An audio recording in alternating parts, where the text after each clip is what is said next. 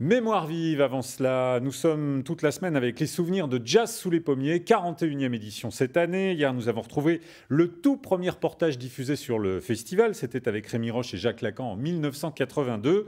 Ce soir, premier rendez-vous avec une bénévole, elle s'appelle Josette. Elle s'est embarquée dans l'aventure du festival 2 ans après la première édition. Reportage sur elle en 2007, signé Émilie Flao et Cyril Duponchel.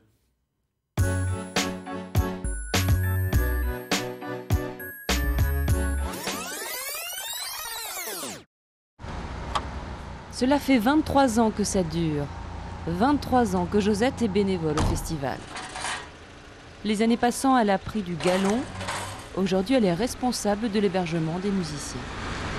Je vais chercher à la gare de Coutances le groupe ONJ qui arrive pour son concert, pour le concert de ce soir.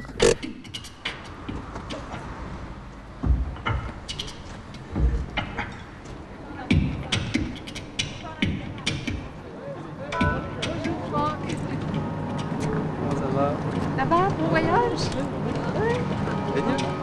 En une semaine, ce sont plus de 700 musiciens professionnels et amateurs qui passent par Coutances. Une deuxième maman. Un peu. Un peu, si c'est vrai. Pour tes parents. Ouais. Chaque groupe est pris en charge par un bénévole. La mécanique est huilée. Avant d'aller à l'hôtel, il y a le catering. C'est l'endroit où l'on mange à n'importe quelle heure. Je vais faire, il faut que je la mène à Ah, Alors, il y a du buffet de hors d'œuvre, charcuterie. L'endroit où l'on gère les du demandes beurre, particulières des après, artistes. De la vinaigrette, du sel, de la mayonnaise, des bouteilles d'eau. Il y a beaucoup de caprices? Non, mais quand même, il y a des exigences. Et contrairement aux apparences, ce ne sont pas les artistes les plus connus qui sont les plus pointilleux. Il m'est arrivé des choses, par exemple, à 4 heures du matin, d'être au pied de la porte ici, avec des musiciens qui ne voulaient pas se coucher, qui ne voulaient aller voir que les étoiles, au bord de la mer. La 205, 207. Je sais pas, vous comptez ça pour une seule chambre? Non, j'attaque un autre groupe. Je crois que c'est un festival qui reste, qui se veut chaleureux et familial.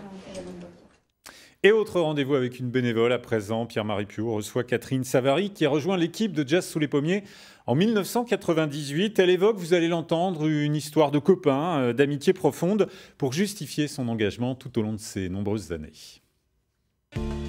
Comment avez-vous commencé? Tout simplement en allant distribuer des programmes sur Cherbourg, sur le Nord-Cotentin. Donc voilà, ça a commencé comme ça.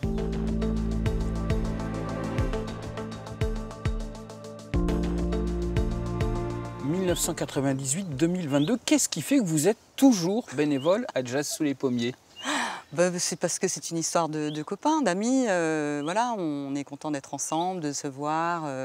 C'est une jolie aventure collective, voilà, humaine. On a toujours des choses à se raconter.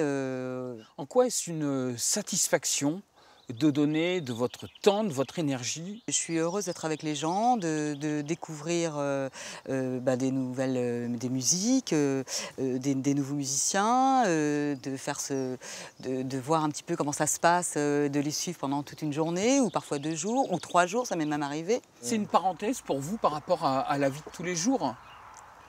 Ah oui, complètement. Moi, ma vie, je ne suis pas du tout dans ce domaine-là, donc j'ai découvert tout ce côté culturel, technique, grâce à Jazz sous les pommiers, oui.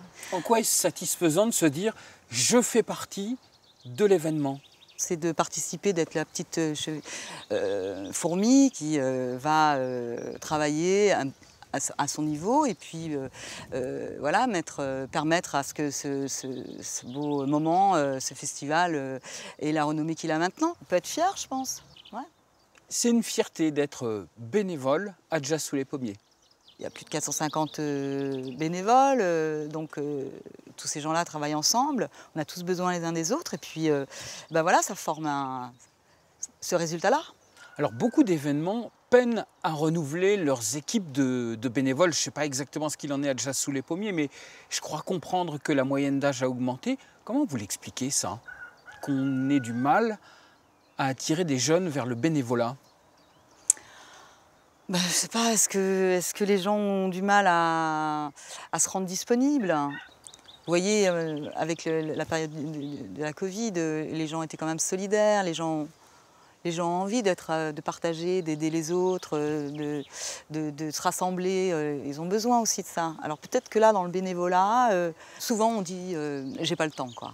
Donc faut trouver le temps. Mais on trouve toujours le temps quand on a envie de faire quelque chose.